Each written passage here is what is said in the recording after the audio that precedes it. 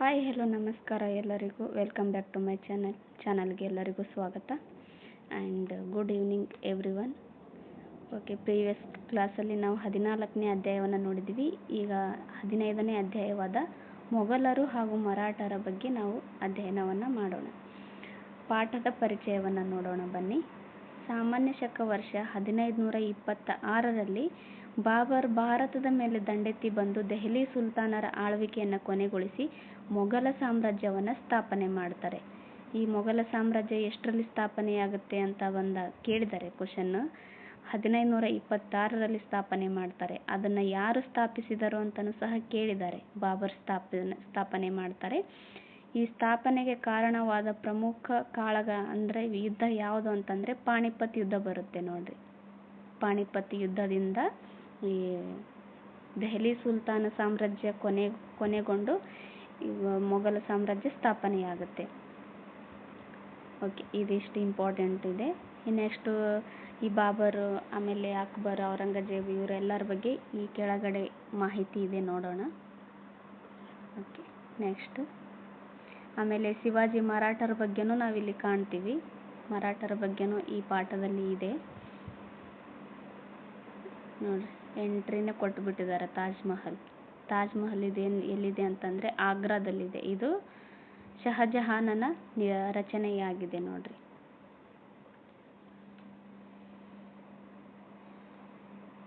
ತುಂಬ ಲೆಂದಿ ಆಗಿದೆ ಈ ಪಾಠ, ಸೊ ಬೇಗ ಮುಗಿಸ್ಬಿಡೋಣ. ಇದು ಜಗತ್ಪ್ರಸಿದ್ಧ ತಾಜ್ ಮಹಲ್. ಅಮೃತ ಶಿಲೆಯಿಂದ ರಚನೆಗೊಂಡ ಈ ಬೃಹತ್ ವಾಸ್ತುಶಿಲ್ಪ ಮೊಘಲರ ಶ್ರೇಷ್ಠ ಕೊಡುಗೆಯಾಗಿದೆ. ಇದೇನು ತಾಜ್ ಮಹಲ್ ಐತಲ್ಲ, ಇದು ಅಮೃತ ಶಿಲೆಯಿಂದ ನಿರ್ಮಾಣವಾಗಿದೆ. ಆಮೇಲೆ ಇದು ಮೊಘಲರ ಶ್ರೇಷ್ಠ ಕೊಡುಗೆಯಾಗಿದೆ ನೋಡ್ರಿ. ಇದು ಶಹಜಹಾನನ್ನು ನಿರ್ಮಾಣ ಮಾಡ್ತಾನೆ. ತನ್ನ ಹೆಂಡತಿ ಮುಮ್ತಾಜ್ ಮಹಲ್ಗಾಗಿ ಇದನ್ನು ಅರ್ಪಣೆ ಮಾಡ್ತಾನೆ.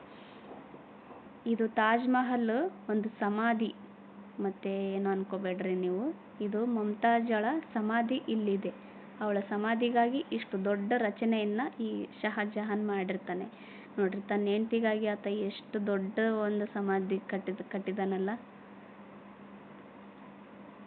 ಬಾಬರ್ ಮೊಘಲ ರಾಜಮನೆತನದ ಸ್ಥಾಪಕನಾಗಿದ್ದಾನೆ. ಆಮೇಲೆ ಆರಂಭದಲ್ಲಿ ಇವನು ಅಫ್ಘಾನಿಸ್ತಾನದ ಕಾಬೂಲ್ ಎಂಬ ಪುಟ್ಟ ಪ್ರದೇಶವನ್ನು ಆಳ್ತಾ ಇರ್ತಾನೆ.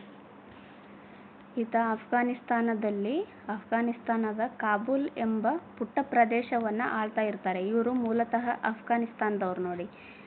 ಮೊಘಲರು ಮೂಲತಃ ಯಾವ ಪ್ರದೇಶದವರು ಅಂತ ಪ್ರೀವಿಯಸ್ ಕ್ವಶನಲ್ಲಿ ಕೇಳಿದರು. ಇವರು ಮೂಲತಃ ಅಫ್ಘಾನಿಸ್ತಾನದವರು.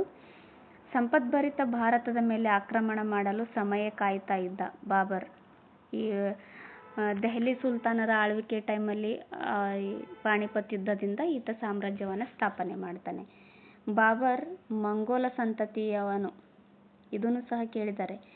ಈ ಮೊಘಲರು ಯಾವ ಸಂತತಿಯವರು ಅಂತ ಕೇಳಿದರು. ಇವರು ಮಂಗೋಲ ಎಂಬ ಸಂತತಿಯವರಾಗಿದ್ದಾರೆ ನೋಡಿ. ಮೊಘಲ್ ಪದದ ಮೂಲ ಮಂಗೋಲ್ ಎಂದು ಅರ್ಥವಾಗುತ್ತೆ. ಭಾರತಕ್ಕೆ ಗುಲಾಬಿಯನ್ನು ಬಾಬರ್ ಪರಿಚಯಿಸ್ತಾರೆ ನೋಡ್ರಿ. ಇದೆಲ್ಲ ಕೇಳಿದ್ದಾರೆ ನೋಡ್ರಿ. ಈ ಯೆಲ್ಲೋ ಕಲರಲ್ಲಿ ಏನಾಯ್ತಲ್ಲ, ಇದೆಲ್ಲ ಎಕ್ಸಾಮಿಗೆ ಕೇಳಿರೋ ಇನ್ಫಾರ್ಮೇಷನ್ ಇಲ್ಲಿದೆ. ಮೊಘಲ್ ಎಂಬ ಪದದ ಅರ್ಥವೇನು ಅಂತ ಕೇಳಿದರು. ಮೊಘಲ್ ಎಂಬ ಪದದ ಅರ್ಥ ಮಂಗೋಲ ಎಂದರ್ಥ ಆಗುತ್ತೆ. ಆಮೇಲೆ ಭಾರತಕ್ಕೆ ಗುಲಾಬಿಯನ್ನು ಪರಿಚಯ ಮಾಡಿದವರು ಬಾಬರ್ ಅಂತಲೂ ಎಕ್ಸಾಮಲ್ಲಿ ಕೇಳಿದರು. ಓಕೆ, ನೋಡೋಣ ಬನ್ನಿ ನೆಕ್ಸ್ಟ್.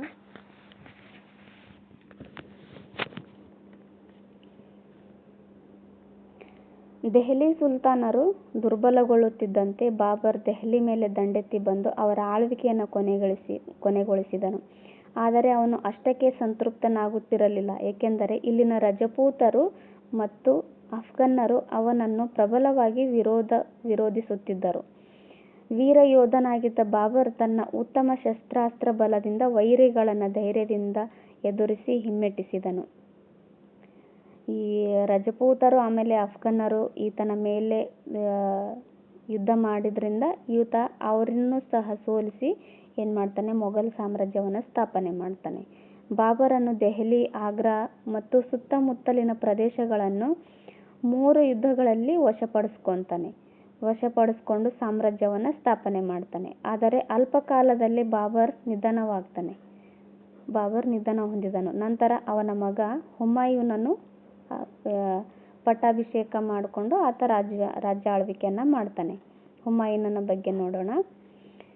ಆರಂಭದಲ್ಲಿ ಹುಮಾಯೂನ್ ಶತ್ರುಗಳನ್ನು ಯುದ್ಧದಲ್ಲಿ ಸೋಲಿಸಿದನಾದರೂ ಅಫ್ಘನ್ನರ ಸರ್ದಾರನಾದ ಶೇರ್ ಶಾ ಸೂರಿಯಿಂದ ಈತ ಏನು ಮಾಡ್ತಾನೆ, ಪರಾಜಯಗೊಳ್ತಾನೆ. ಶೇರ್ ಶಾ ಸೂರಿ ಒಂದು ಯುದ್ಧದಲ್ಲಿ ಈತನ ವಿರುದ್ಧ ಸೋತು ಈತ ಏನು ಮಾಡ್ತಾನೆ, ಹುಮಾಯೂನು ರಾಜ್ಯವನ್ನು ಕಳೆದುಕೊಂಡು ಪರ್ಷಿಯಾಕ್ಕೆ ಓಡೋಗ್ಬಿಡ್ತಾನೆ. ಹುಮಾಯೂನ್ ಅಲ್ಲಿ 15 ವರ್ಷಗಳ ಕಾಲ ಅಲ್ಲೇ ಇರ್ತಾನೆ. ಎಲ್ಲಿ? ಪರ್ಷಿಯಾಕ್ಕೆ ಹೋಗಿ ಅಲ್ಲೇ ಇದ್ದು ಬಿಡ್ತಾನೆ. ಅಫ್ಘನ್ನರ ಆಳ್ವಿಕೆ ದುರ್ಬಲಗೊಳ್ಳುತ್ತಿದ್ದಂತೆ ಹುಮಾಯೂನ್ ಭಾರತದ ಮೇಲೆ ದಂಡೆತ್ತಿ ಬಂದು ದೆಹಲಿಯನ್ನು ವಶಪಡಿಸಿಕೊಂಡನು. ಆದರೆ ಅಲ್ಪ ಕಾಲದಲ್ಲಿ ಹುಮಾಯೂನನು ಸಹ ತೀರೋಗ್ತಾನೆ. ಈತ ಶೇರ್ ಶಾ ಸೂರಿಯಿಂದ ಸೋತು ಪರ್ಷಿಯಾಕ್ಕೆ ಓಡೋಗ್ತಾನಲ್ಲ, ಈ ಶೇರ್ ಶಾ ಸೂರಿ ಅಫ್ಘನ್ ಮನೆತನದವನಾಗಿರ್ತಾನೆ. ಇವರು ಆಳ್ವಿಕೆ ದುರ್ಬಲಗೊಳ್ಳೋವರೆಗೂ ಈತ ಬರೋದೇ ಇಲ್ಲ ಭಾರತಕ್ಕೆ. ಆಮೇಲೆ ಭಾರತಕ್ಕೆ ಬಂದು ದೆಹಲಿಯನ್ನು ವಶಪಡಿಸ್ಕೊಂಡು ಆಳ್ವಿಕೆಯನ್ನು ಮಾಡ್ತಾನೆ. ಆದರೆ ಈತ ಸ್ವಲ್ಪ ದಿನ ಮಾತ್ರ ಆಳ್ವಿಕೆ ಮಾಡ್ತಾನೆ, ಮತ್ತು ಈತನು ಸಹ ತೀರೋಗ್ತಾನೆ. ಇದನ್ನು ಸಹ ಕೇಳಿದರೆ ಗ್ರಂಥಾಲಯವೊಂದರಲ್ಲಿ ಮೆಟ್ಟಿಲಿಂದ ಕೆಳಗೆ ಇಳಿಬೇಕಾದ್ರೆ ಈತ ಬಿದ್ದು ತೀರೋಗ್ಬಿಡ್ತಾನೆ ಹುಮಾಯೂನ್.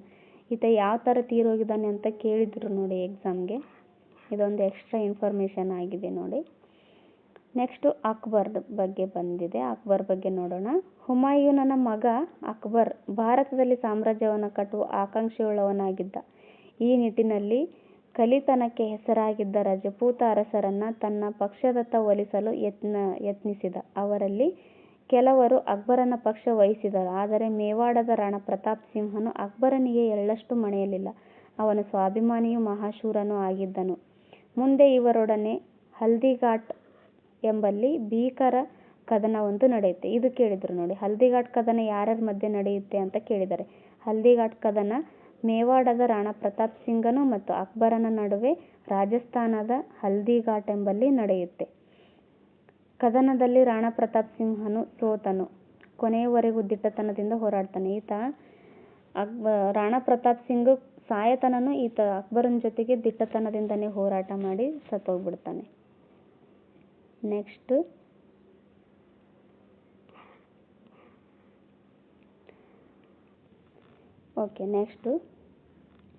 ಚೇತಕ ಹೆಸರಿನ ತನ್ನ ನೆಚ್ಚಿನ ಕುದುರೆಯನ್ನೇರಿ ರಣರಂಗದಲ್ಲಿ ಹೋರಾಡುವ ಈತನ ಬೃಹತ್ ಕಂಚಿನ ಪ್ರತಿಮೆಯನ್ನು ಹಲ್ದಿಘಾಟ್ನಲ್ಲಿ ದೇಶಕ್ಕೆ ಸ್ವಾತಂತ್ರ್ಯ ಬಂದ ಮೇಲೆ ಸ್ಥಾಪಿಸಲಾಯಿತು. ನಮ್ಮ ದೇಶಕ್ಕೆ ಸ್ವಾತಂತ್ರ್ಯ ಬಂದ ಮೇಲೆ ಈ ರಾಜಸ್ಥಾನದಲ್ಲಿ ಹಲ್ದಿಘಾಟ್ ಎಂಬ ಸ್ಥಳ ಐತಲ್ಲ, ಅಲ್ಲಿ ಈತ ಚೇತಕ್ ಎಂಬ ಕುದುರೆ ಮೇಲೆ ಒಂದು ಕಂಚಿನ ಪ್ರತಿಮೆ ಕುದುರೆ ಮೇಲೆ ನಿಂತಿರೋದು ಕಂಚಿನ ಪ್ರತಿಮೆಯನ್ನು ಇಲ್ಲಿ ಸ್ಥಾಪನೆ ಮಾಡ್ತಾರೆ. ಇಲ್ಲಿದೆ ನೋಡ್ರಿ ಅದು ಕಂಚಿನ ಪ್ರತಿಮೆ. ಈ ರಾಣಾ ಪ್ರತಾಪ್ ಸಿಂಹ ಅಂತೇಳಿ ನಾನು ಪಾಠ ಮಾಡಿದ್ನಲ್ಲ ರಜಪೂತರ ಬಗ್ಗೆ, ಅಲ್ಲಿ ಹೇಳಿದ್ದೆ ಚೇತಕ್ ಅನ್ನೋ ಕುದುರೆಯನ್ನೇರಿ ರಾಣಾ ಪ್ರತಾಪ್ ಸಿಂಹನು ಹೋಗ್ತಾನೆ ಅಂತ. ಬಟ್ ನನಗೆ ಕನ್ಫ್ಯೂಸ್ ಆಯಿತು. ಅದು ರಾಣಾ ಪ್ರತಾಪ್ ಸಿಂಹ ಅಲ್ಲ, ಯಾರು ರಾಣಾ ಸಂಗ್ರಾಮ್ ಸಿಂಗನು ರಾಣಾ ಸಂಗ್ರಾಮ್ ಸಿಂಗನ ಕುದುರೆ ಇದಾಗಿರುತ್ತೆ ನೋಡಿ ಚೇತಕ್. ಓಕೆ, ನೆಕ್ಸ್ಟ್ ನೋಡೋಣ.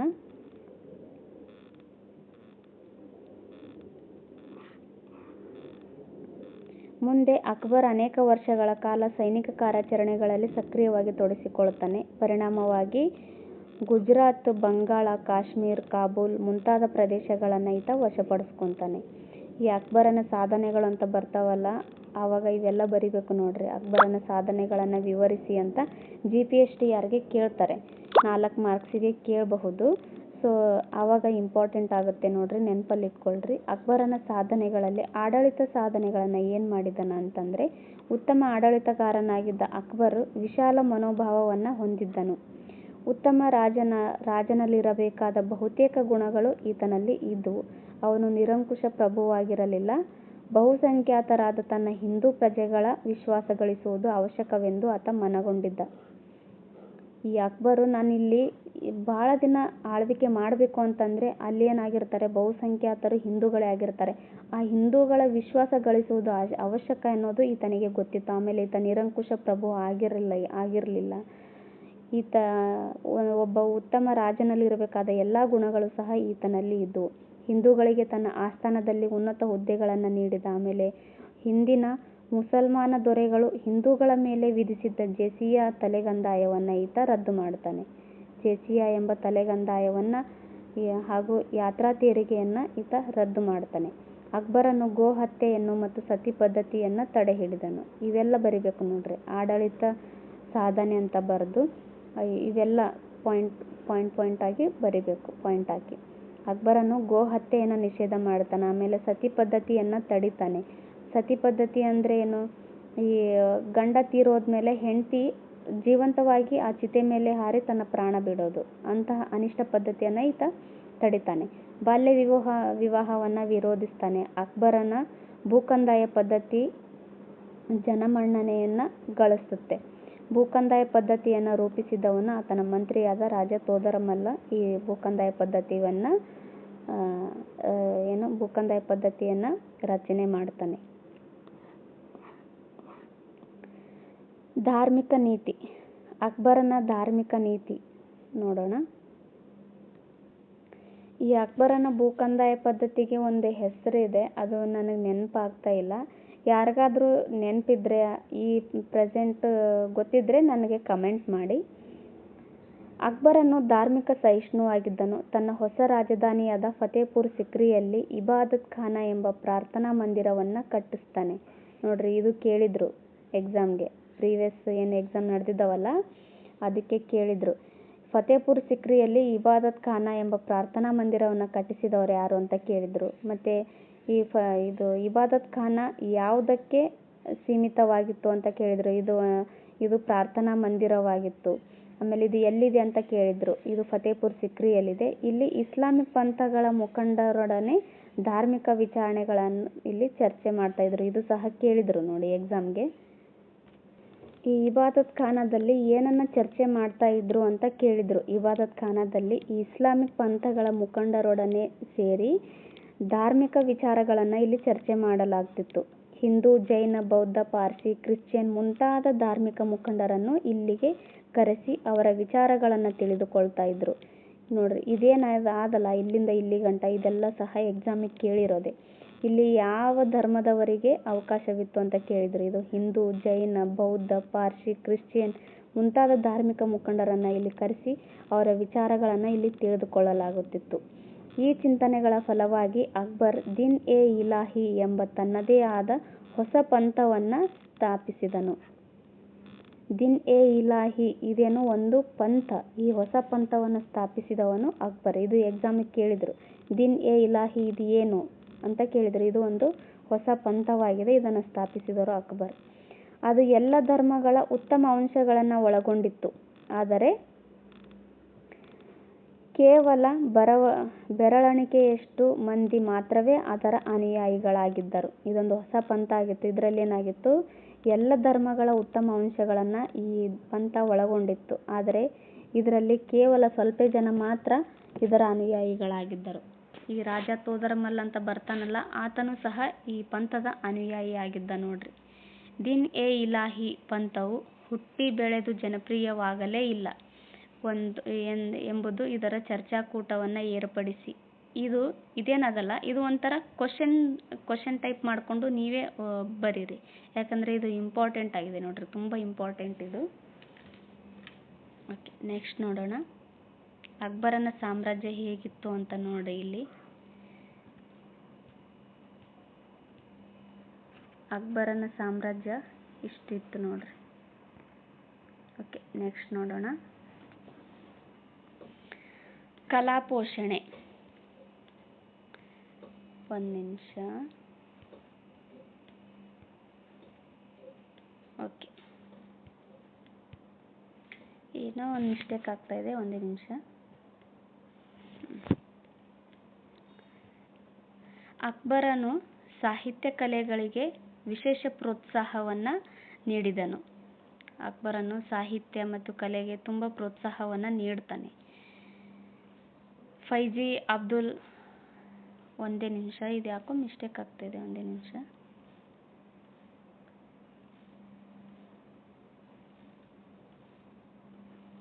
ಓಕೆ, ಬಂತು. ಅಕ್ಬರನು ಸಾಹಿತ್ಯ ಕಲೆಗಳಿಗೆ ವಿಶೇಷ ಪ್ರೋತ್ಸಾಹವನ್ನು ನೀಡ್ತಾನೆ. ಫೈಜಿ, ಅಬ್ದುಲ್ ಫಜಲ್ ಮತ್ತು ಬೀರ್ಬಲ್ ಈತನ ಆಸ್ಥಾನದಲ್ಲಿದ್ದ ಗಣ್ಯ ಕವಿಗಳಾಗಿರ್ತಾರೆ. ಅಬುಲ್ ಫೈಜಿ ಅಂತ ಬರ್ತಾರೆ ಅವರು, ಆಮೇಲೆ ಅಬುಲ್ ಫಜಲ್ ಅಂತ ಬರ್ತಾರೆ, ಆಮೇಲೆ ಬೀರ್ಬಲ್, ಇವರೆಲ್ಲರೂ ಸಹ ಈ ಅಕ್ಬರನ ಆಸ್ಥಾನದಲ್ಲಿ ಇರ್ತಾರೆ. ಅಮರ ಸಂಗೀತಗಾರನಾದ ತಾನ್ಸೇನ್ ಅವನ ಆಸ್ಥಾನದ ಶೋಭೆಯನ್ನು ಹೆಚ್ಚಿಸ್ತಾ ಇರ್ತಾನೆ. ಆಮೇಲೆ ವಾಸ್ತುಶಿಲ್ಪ ಮತ್ತು ವರ್ಣಚಿತ್ರಗಳಿಗೆ ಅಕ್ಬರ್ ನೀಡಿರುವ ಪೋಷಣೆ ತುಂಬ ಮೆಚ್ಚುವಂಥದ್ದಾಗಿರುತ್ತೆ. ಅಕ್ಬರನ ನಂತರ ಪಟ್ಟಕ್ಕೆ ಬಂದ ಜಹಾಂಗೀರನು ಶಹಜಹಾನ್ ಇಬ್ಬರೂ ಅವನ ನೀತಿಯನ್ನು ಬಹುಮಟ್ಟಿಗೆ ಅನುಸರಿಸಿದರು. ಶಹಜಹಾನ್ ಆಗ್ರಾದಲ್ಲಿ ಖ್ಯಾತ ತಾಜ್ ಮಹಲನ್ನು ನಿರ್ಮಾಣ ಮಾಡ್ತಾರೆ. ದೆಹಲಿಯಲ್ಲಿ ಬೃಹತ್ ಕೆಂಪು ಕೋಟೆ ಮತ್ತು ಭವ್ಯ ಅರಮನೆಗಳನ್ನು ನಿರ್ಮಾಣ ಮಾಡಿಸಿದ ಪ್ರಸಿದ್ಧಿಯನ್ನು ಈತ ಪಡಿತಾನೆ.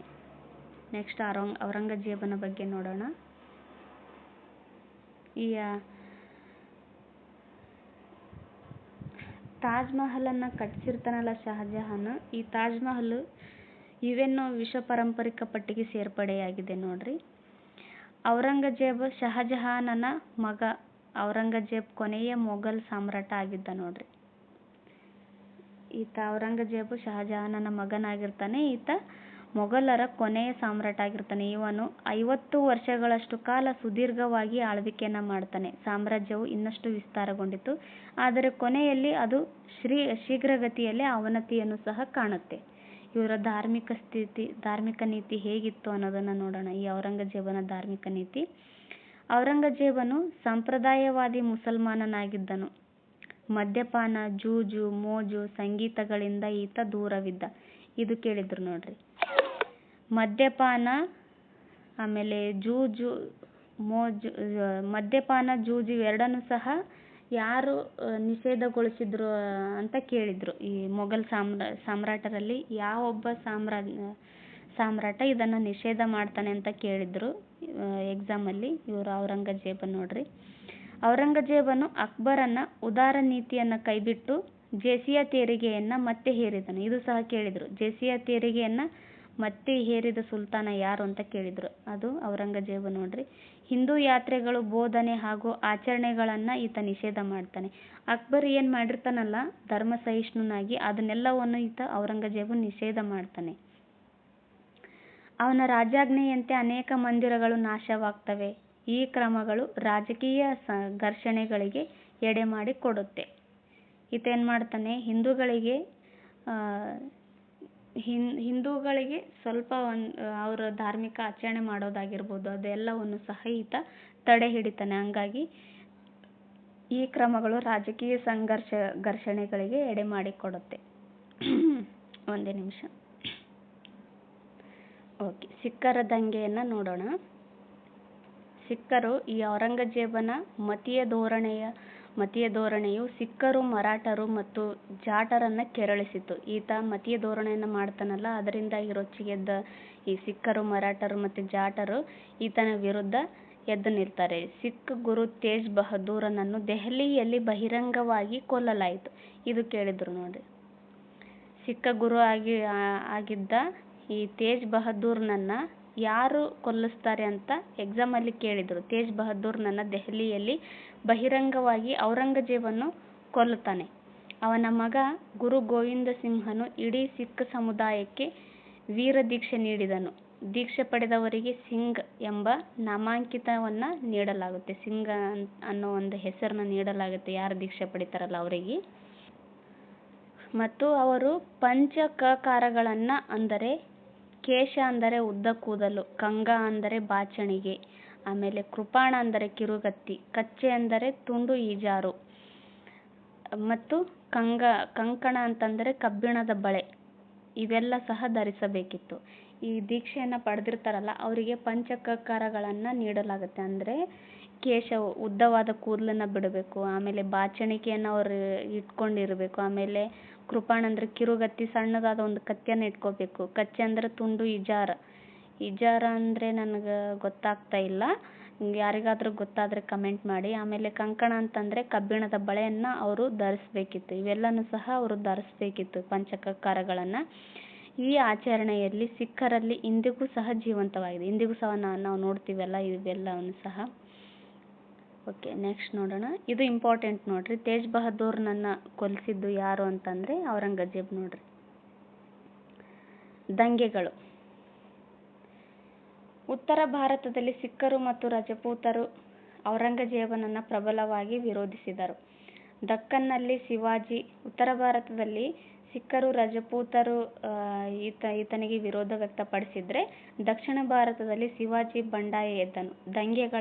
ದಂಗೆಗಳು ದೀರ್ಘಕಾಲ ನಡೆದವು. ಔರಂಗಜೇಬನು ಭಾರೀ ಸಂಪತ್ತು, ಸೈನಿಕರು ಎಲ್ಲಕ್ಕಿಂತ ಹೆಚ್ಚಾಗಿ ತನ್ನ ಪ್ರತಿಷ್ಠೆಯನ್ನು ಕಳೆದುಕೊಳ್ಳುತ್ತಾನೆ. ಸಾಮ್ರಾಜ್ಯದ ಹಲವಾರು ಪ್ರದೇಶಗಳು ಸ್ವತಂತ್ರಗೊಂಡವು. ಈ ಕೆಲವೊಂದಿಷ್ಟು ಪ್ರದೇಶಗಳನ್ನು ವಶಪಡಿಸ್ಕೊಂಡು ತನ್ನ ಸಾಮ್ರಾಜ್ಯದಲ್ಲಿ ವಿಲೀನ ಮಾಡ್ಕೊಂಡಿರ್ತಾನಲ್ಲ, ಅಂತಹ ಸಾಮ್ರಾಜ್ಯಗಳು ಸ್ವತಂತ್ರವಾಗ್ತವೆ. ದಕ್ಕನ್ನಿನ ಯುದ್ಧಗಳಿಂದ ಆರ್ಥಿಕವಾಗಿ ಹಾಗೂ ದೈಹಿಕವಾಗಿ ಬಹಳಷ್ಟು ಬಳಲಿದ್ದ ಔರಂಗಜೇಬನು ದಕ್ಕನ್ನಲ್ಲಿ ಮರಣ ಹೊಂದ್ತಾನೆ. ದಕ್ಕನ್ನಲ್ಲಿ ಅಂದರೆ ದಕ್ಷಿಣದಲ್ಲಿ ಮರಣ ಹೊಂದಿದನು. ಇದರೊಂದಿಗೆ ಮೊಘಲರ ಸಾಮ್ರಾಜ್ಯವು ತೀವ್ರವಾಗಿ ಕುಂದಿತು. ಮೊಘಲ ಪ್ರಾಬಲ್ಯ ಏನಾಗುತ್ತೆ, ತೀವ್ರವಾಗಿ ಕುಂದಿತು. ಈ ಮೊಘಲರ ಆಡಳಿತ ನೋಡ್ತಾ ಬಂದಾಗ, ಮೊಘಲ್ ಸಾಮ್ರಾಟನೇ ಎಲ್ಲ ನಾಗರಿಕ ಮತ್ತು ಸೈನಿಕ ಅಧಿಕಾರ ಹೊಂದಿದ್ದನು. ನ್ಯಾಯ ನೀಡಿಕೆಯಲ್ಲಿ ಈತನದು ಅಂತಿಮ ನಿರ್ಣಯವಾಗಿರುತ್ತೆ. ಇವರು ಇಸ್ಲಾಮಿಕ್ ಕಾನೂನು ಪ್ರಕಾರ ಆಳ್ವಿಕೆಯನ್ನು ಮಾಡ್ತಾ ಇರ್ತಾರೆ ನೋಡ್ರಿ. ಸಾಮ್ರಾಜ್ಯವನ್ನು ಪ್ರಾಂತ್ಯ ಅಂದರೆ ಸುಬಾಯಿ ಇದು ಕೇಳಿದ್ದಾರೆ ನೋಡ್ರಿ. ಇವರು ಸಾಮ್ರಾಜ್ಯವನ್ನು ಎಷ್ಟು ವಿಧಗಳಲ್ಲಿ ವಿಂಗಡಣೆ ಮಾಡಿದ್ರು ಅಂತ ಕೇಳಿದ್ರು. ಪ್ರಾಂತ್ಯ ಅಂದರೆ ಸುಬಾ, ಜಿಲ್ಲೆ ಅಂತಂದರೆ ಸರ್ಕಾರ, ಮತ್ತು ತಾಲೂಕು ಅಂತಂದರೆ ಪರಗಣಗಳಾಗಿ ಈತ ವಿಂಗಡಣೆಯನ್ನು ಮಾಡ್ತಾರೆ ಈ ಮೊಘಲರ ಆಡಳಿತ. ನಗರಗಳಲ್ಲಿ ಕೊತ್ವಾಲ ಎಂಬ ಅಧಿಕಾರಿಗಳು ಕಾನೂನು ಮತ್ತು ಸುವ್ಯವಸ್ಥೆಯನ್ನು ಕಾಪಾಡ್ತಾ ಇರ್ತಾರೆ. ಇದು ಕೇಳಿದ್ದಾರೆ. ಕೊತ್ವಾಲರು ಏನನ್ನ ಮಾಡ್ತಾ ಇರ್ತಾರೆ ಈ ಮೊಘಲ ಸಾಮ್ರಾಜ್ಯದಲ್ಲಿ ಅಂತ ಕೇಳಿದಾಗ, ಇವರು ಕಾನೂನು ಮತ್ತು ಸುವ್ಯವಸ್ಥೆಯನ್ನು ಕಾಪಾಡುವ ಅಧಿಕಾರಿಗಳಾಗಿರ್ತಾರೆ.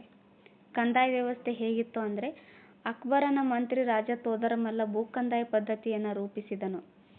ಭೂಮಿಯ ಫಲವತ್ತತೆಯ ಆಧಾರದ ಮೇಲೆ ಕಂದಾಯವನ್ನು ನಿಗದಿ ಮಾಡಲಾಗ್ತಿತ್ತು. ಇದು ಕೇಳಿದ್ರು ನೋಡ್ರಿ. ಭೂಕಂದಾಯ ಪದ್ಧತಿಯನ್ನು ರೂಪಿಸಿದವರು ಯಾರು ಅಂತ ಕೇಳಿದ್ರು. ಭೂಕಂದಾಯ ಪದ್ಧತಿಯನ್ನು ರೂಪಿಸಿದವರು ಈ ರಾಜ ತೋದರಮಲ್ ಅಂತ ಬರ್ತಾನಲ್ಲ, ಈತ ರೂಪಿಸಿರ್ತಾನೆ. ಸಾಂಸ್ಕೃತಿಕ ಕೊಡುಗೆಗಳನ್ನು ನೋಡೋಣ. ಸಾಹಿತ್ಯ ಅಂತ ಬಂದಾಗ, ಮೊಘಲರು ಪರ್ಷಿಯನ್ ಸಾಹಿತ್ಯಕ್ಕೆ ವಿಶೇಷ ಪ್ರೋತ್ಸಾಹವನ್ನು ನೀಡ್ತಾರೆ. ಇದು ಇಂಪಾರ್ಟೆಂಟ್. ಮೊಘಲರು ಪರ್ಷಿಯನ್ ಸಾಹಿತ್ಯಕ್ಕೆ ವಿಶೇಷ ಪ್ರೋತ್ಸಾಹವನ್ನು ನೀಡ್ತಾರೆ.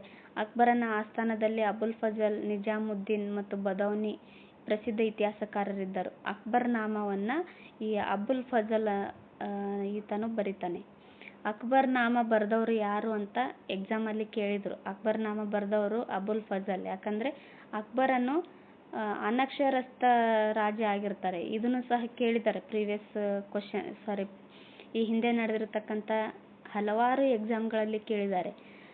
ಈ ಅನಕ್ಷರಸ್ಥ ರಾಜ ಯಾರು, ಮೊಘಲರಲ್ಲಿ ಅನಕ್ಷರಸ್ಥ ರಾಜ ಯಾರು ಅಂತ ಕೇಳಿದ್ದಾರೆ. ಅಕ್ಬರ್ ನೋಡ್ರಿ. ಅದು ಅಕ್ಬರ್ ನಾಮ ಬರೆದಿದ್ದು ಅಬುಲ್ ಫಜಲ್ ಆದರೆ, ಬಾಬರ್ ನಾಮ ಬರೆದವರು ಯಾರು? ಬಾಬರ್ ನಾಮ ಯಾರು ಬರೆದ್ರು ಅನ್ನೋದನ್ನು ಕಮೆಂಟ್ ಮಾಡಿ. ಯಾರಿಗಾದ್ರೂ ಗೊತ್ತಿದ್ರೆ ಕಮೆಂಟ್ ಮಾಡಿ, ನೋಡೋಣ ಎಷ್ಟು ಜನರಿಗೆ ಗೊತ್ತಿದೆ ಅಂತ. ಬಾಬರ್ ನಾಮ ಬರೆದವರು ಯಾರು ಅನ್ನೋದನ್ನು ಕಮೆಂಟ್ ಮಾಡಿ. ಮೊಘಲ ರಾಜಕುಮಾರ ದಾರಾ ಶುಕೋ ಶ್ರೇಷ್ಠ ವಿದ್ವಾಂಸನಾಗಿದ್ದು ಭಗವದ್ಗೀತೆಯನ್ನು ಭಾಷಾಂತರ ಮಾಡ್ತಾನೆ. ದಾರಾ ಶುಕೋ ಈತನು ಸಹ ಒಬ್ಬ ಅರಸನೇ. ಈತ ಭಗವದ್ಗೀತೆಯನ್ನು ಭಾಷಾಂತರ ಮಾಡ್ತಾನೆ. ಹಿಂದಿ ಸಾಹಿತ್ಯವು ರಾಜಾಶ್ರಯ ಪಡೆಯದಿದ್ದರೂ ಸಂತರ ಯತ್ನದಿಂದ ಶ್ರೀಮಂತವಾಗುತ್ತೆ. ರಾಮಚರಿತಮಾನಸ ಎಂಬ ತುಳಸಿದಾಸರ ಪ್ರಸಿದ್ಧ ಕೃತಿ ಇದೇ ಕಾಲದ್ದು. ಈ ರಾಮಚರಿತಮಾನಸ ಯಾರ ಕಾಲದಲ್ಲಿ ರಚನೆಯಾಯಿತು ಅಂತ ಕೇಳ್ತಾರೆ ಎಕ್ಸಾಮಲ್ಲಿ, ಕೇಳಿದ್ದಾರೆ ಈ ಹಿಂದೆ. ಇದು ಮೊಘಲರ ಕಾಲದಲ್ಲಿ ರಚನೆಯಾಗುತ್ತೆ. ಇದು ರಚಿಸಿದವರು ಯಾರು ಅಂತ ಕೇಳಿದ್ದಾರೆ ನೋಡಿ. ತುಳಸಿದಾಸರ ರಚನೆಯನ್ನು ಮಾಡ್ತಾರೆ. ಇದು ಹಿಂದಿಯಲ್ಲಿದೆ ನೋಡಿ, ಹಿಂದಿ ಭಾಷೆಯಲ್ಲಿದೆ. ನೆಕ್ಸ್ಟ್ ನೋಡೋಣ, ವಾಸ್ತುಶಿಲ್ಪ. ಮೊಘಲರ ವಾಸ್ತುಶಿಲ್ಪ ಹೇಗಿದೆ ಅಂದರೆ, ದೆಹಲಿಯಲ್ಲಿರುವ ಹುಮಾಯೂನನ ಸಮಾಧಿಯು ಅಕ್ಬರನ ಆರಂಭದ ಕಾಲದಲ್ಲಿ ನಿರ್ಮಾಣವಾಗಿತ್ತು. ಇದು ಕೇಳ್ತಾರೆ ನೋಡಿ. ಹುಮಾಯೂನನ ಸಮಾಧಿ.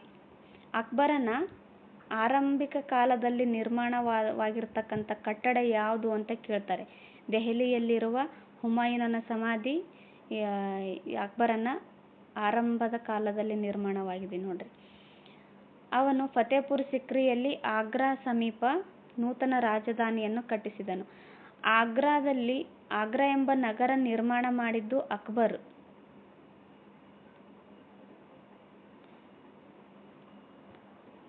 ಆದರೆ ಆಗ್ರಾದಲ್ಲಿ ತಾಜ್ ಮಹಲನ್ನು ನಿರ್ಮಾಣ ಮಾಡಿದ್ದು ಶಹಜಹಾನ್ ನೋಡ್ರಿ.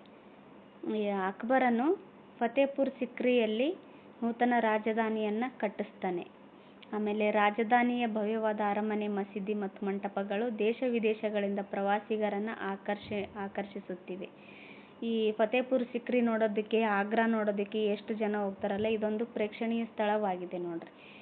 ಇಲ್ಲಿಯ ಜಾಮಿಯಾ ಮಸೀದಿಯ ಪ್ರವೇಶ ದ್ವಾರ ಅಂದರೆ ಬುಲಂದ್ ದರ್ವಾಜ, ಇದು ಭಾರತದಲ್ಲಿಯೇ ಅತ್ಯುನ್ನತವಾಗಿದೆ. ಇದರ ಎತ್ತರ 40 ಮೀಟರ್ ಇದೆ ನೋಡ್ರಿ.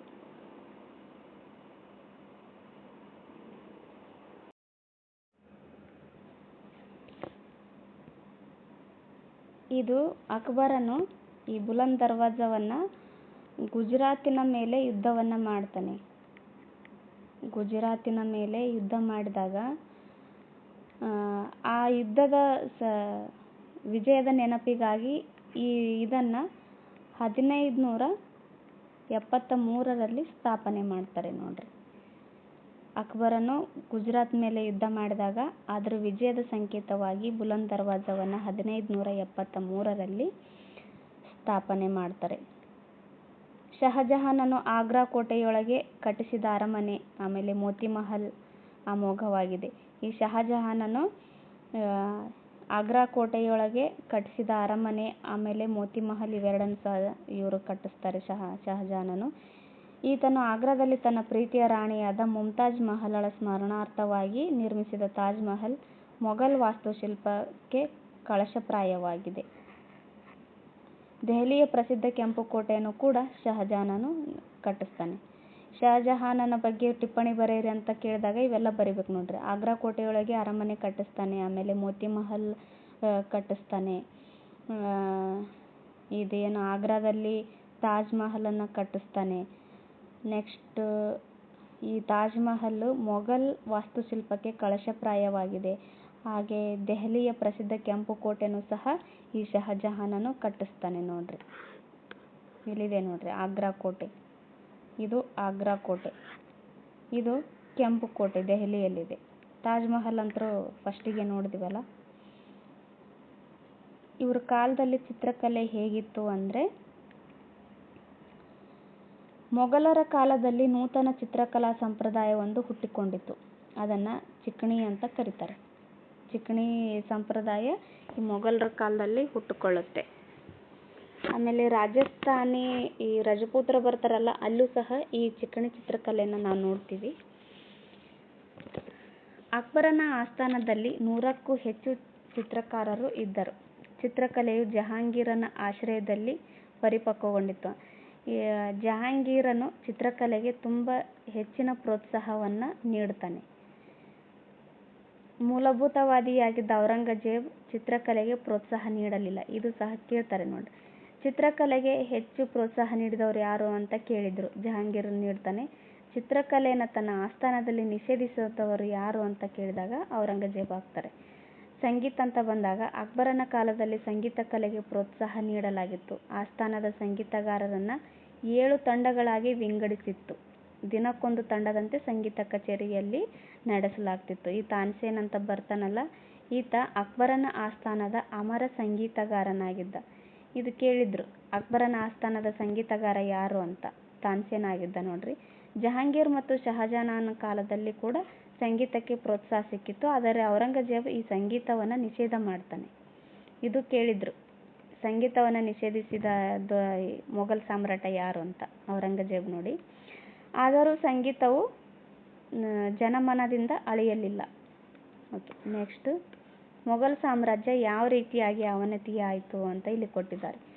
ಔರಂಗಜೇಬನ ಕಾಲದಲ್ಲಿ ಸಾಮ್ರಾಜ್ಯವು ದುರ್ಬಲಗೊಂಡಿತು. ಇದಕ್ಕೆ ಕಾರಣಗಳು ಕೆಳಗಿನಂತಿವೆ. ಈ ಔರಂಗಜೇಬನ ಕಾಲದಲ್ಲಿ ಸಾಮ್ರಾಜ್ಯ ಏನಾಗುತ್ತೆ, ಅವನತಿಯತ್ತ ಸಾಗುತ್ತೆ. ಅದಕ್ಕೆ ಏನು ಕಾರಣ ಇದು ಕೇಳ್ತಾರೆ ನೋಡಿ. GPSTR ಡಿಸ್ಕ್ರಿಪ್ಟಿವ್ ರೈಟಿಂಗ್ ಇರುತ್ತಲ್ಲ, ಅದಕ್ಕೆ ಕೇಳ್ತಾರೆ ಇದು. ಔರಂಗಜೇಬನ ಸಾಮ್ರಾಜ್ಯದ ಈ ಮೊಘಲ್ ಸಾಮ್ರಾಜ್ಯದ ಅವನತಿಗೆ ಕಾರಣಗಳೇನು, ಅಥವಾ ಈ ಔರಂಗಜೇಬನ ದುರಾಡಳಿತಗಳು ಹೆಂಗಿದ್ವು ಅಂತ ಕೇಳಬಹುದು ನೋಡ್ರಿ. ಸರದಾರರು ಭ್ರಷ್ಟರಾಗತೊಡಗಿದರು. ಆಮೇಲೆ ಸಿಂಹಾಸನದ ಉತ್ತರಾಧಿಕಾರಕ್ಕಾಗಿ ಭೀಕರ ಅಂತಃಕಲಹಗಳು ನಡೆದವು. ತಮ್ಮಲ್ಲೇ ಸಿಂಹಾಸನಕ್ಕಾಗಿ ಒಳಜಗಳಗಳಾಗ್ತವೆ. ಪ್ರಾಂತಾಧಿಕಾರಿಗಳು ಇದರ ಲಾಭ ಪಡೆದು ಸ್ವತಂತ್ರರಾಗಿ ಆಳ್ವಿಕೆಯನ್ನು ನಡೆಸಿದರು. ತಮ್ಮಲ್ಲೇ ಜಗಳ ಆಗ್ತಿರ್ಬೇಕಾದ್ರೆ ಮೂರನೆಯವರಿಗೆ ಲಾಭ ಖಂಡಿತವಾಗ್ಲೂ ಆಗೇ ಆಗುತ್ತೆ. ಆಗ ಪ್ರಾಂತಾಧಿಕಾರಿಗಳು ಏನು ಮಾಡ್ತಾರೆ, ಸ್ವತಂತ್ರವಾಗಿ ಆಳ್ವಿಕೆಯನ್ನು ಮಾಡೋದಕ್ಕೆ ಸ್ಟಾರ್ಟ್ ಮಾಡ್ತಾರೆ. ಎಲ್ಲಕ್ಕಿಂತ ಮುಖ್ಯವಾಗಿ ಭಾರತವನ್ನು ಒಂದು ಇಸ್ಲಾಮತೀಯ ರಾಜ್ಯವನ್ನಾಗಿ ಪರಿವರ್ತಿಸುವ ಔರಂಗಜೇಬನ ನೀತಿಗೆ ಎಲ್ಲೆಡೆ ವಿರೋಧ ವ್ಯಕ್ತವಾಯಿತು. ಒಂದು ನಿಮಿಷ. ಔರಂಗಜೇಬ ಏನು ಮಾಡ್ತಾನೆ, ಭಾರತವನ್ನು ಒಂದು ಇಸ್ಲಾಮತೀಯ ರಾಜ್ಯವನ್ನಾಗಿ ಪರಿವರ್ತಿಸಲು ಹೋಗ್ತಾನೆ. ಈ ನೀತಿ ಎಲ್ಲರ ವಿರೋಧವನ್ನು ಕಟ್ಕೊಂಡಂಗೆ ಆಗುತ್ತೆ ಈತನಿಗೆ. ಸಿಖ್ಖರು, ರಜಪೂತರು ಮತ್ತು ಮರಾಠರೊಂದಿಗೆ ದೀರ್ಘಕಾಲದ ಸಂಘರ್ಷಗಳು ಸಾಮ್ರಾಜ್ಯದ ಶಕ್ತಿಯನ್ನು ಪೂರ್ತಿಯಾಗಿ ಕುಂದಿಸಿದವು. ಈತ ಸಾಮ್ರಾಜ್ಯ ಯಾವಾಗ ಪಟ್ಟಾಭಿಷೇಕ ಆಗ್ತಾನಲ್ಲ, ಆವಾಗಿಂದನೂ ಇವ್ರ ವಿರುದ್ಧ ಏನೋ ಸಂಘರ್ಷಕ್ಕೆ ಎಡೆ ಮಾಡಿಕೊಟ್ಟಂಗಾಗುತ್ತೆ. ಈ ನಡುವೆ ನಾದಿರ್ ಶಾ ಎಂಬ ಪರ್ಷಿಯಾದ ದಾಳಿಕೋರನು ದೆಹಲಿಯ ಮೇಲೆ ಆಕ್ರಮಣಗೈದನು. ಮೊಘಲರು 200 ವರ್ಷಗಳ ಕಾಲ ಸಂಗ್ರಹಿಸಿದ ಧನಕನಕಾದಿಗಳನ್ನು ಸೂರೆಗೈದನು. ಈ ನಾದಿರ್ ಶಾ ಬರ್ತಾನಲ್ಲ, ಈತ ಮೊಘಲರು ಏನು ಸಂಪಾದನೆ ಮಾಡಿರ್ತಾರಲ್ಲ ಅದೆಲ್ಲನೂ ಸಹ ಈತ ಕೊಳ್ಳೆ ಹೊಡಿತಾನೆ. ಜಗತ್ಪ್ರಸಿದ್ಧ ಕೊಹಿನೂರ್ ವಜ್ರ ಹಾಗೂ ಶಹಜಹಾನನ ಮಯೂರ ಸಿಂಹಾಸನವನ್ನು ಈತ ತಗೊಂಡೋಗ್ತಾನೆ. ಇದು ಕೇಳಿದ್ರು ನೋಡಿ, ಕೊಹಿನೂರ್ ವಜ್ರ. ಆಮೇಲೆ ಈ ಶಹಜಹಾನನ ಮಯೂರ ಸಿಂಹಾಸನವನ್ನು ಕದ್ದಿರ್ತಕ್ಕಂಥವ್ರು ಯಾರು ಅಂತ ಕೇಳಿದ್ರು ಹಿಂದೆ ಎಕ್ಸಾಮಲ್ಲಿ. ಅದು ನಾದಿರ್ ಶಾ ನೋಡ್ರಿ. ಮೊಘಲರ ಖಜಾನೆ ಸಂಪೂರ್ಣವಾಗಿ ಇಲ್ಲಿ ಬರಿದು ಮಾಡಿಬಿಡ್ತಾನೆ ಈತ. ಒಂದೇ ನಿಮಿಷ. ಓಕೆ, ಇದಿಷ್ಟು ಮೊಘಲರ ಬಗ್ಗೆ ಆಯಿತು. ಮರಾಠರ ಬಗ್ಗೆ ನಾವು ನೆಕ್ಸ್ಟ್ ಕ್ಲಾಸಲ್ಲಿ ನೋಡೋಣ. ಯಾಕಂದರೆ ಮರಾಠರ ಬಗ್ಗೆನೂ ಇದೇ ಕ್ಲಾಸಲ್ಲಿ ನೋಡಿದ್ರೆ ಕ್ಲಾಸ್ ಸ್ವಲ್ಪ ಲೆಂದಿ ಆಗುತ್ತೆ, 1 hour ಮೇಲೆ ಆಗುತ್ತೆ. ಸೊ ಹಂಗಾಗಿ ನೆಕ್ಸ್ಟ್ ಕ್ಲಾಸಲ್ಲಿ ನೋಡೋಣ. ಯಾರೆಲ್ಲ ನನ್ನ ಚಾನಲನ್ನು ಸಬ್ಸ್ಕ್ರೈಬ್ ಮಾಡ್ಕೊಂಡಿಲ್ವೋ ದಯವಿಟ್ಟು ನನ್ನ ಚಾನಲನ್ನು ಸಬ್ಸ್ಕ್ರೈಬ್ ಮಾಡ್ಕೊಳ್ಳಿ ಹಾಗೂ ನನಗೆ ಸಹಕಾರ ನೀಡಿ. ಮತ್ತು ಈ ವಿಡಿಯೋ ನಿಮಗೆ ಇಷ್ಟ ಆದರೆ, ಈ ಕ್ಲಾಸ್ ನಿಮಗೆ ಇಷ್ಟ ಆದರೆ ಒಂದು ಲೈಕನ್ನು ಮಾಡಿ ಮತ್ತು ಕಮೆಂಟ್ ಮಾಡಿ, ನಿಮ್ಮ ಫ್ರೆಂಡ್ಸ್ಗಳ ಜೊತೆಗೂ ಶೇರ್ ಮಾಡಿ. Thank you.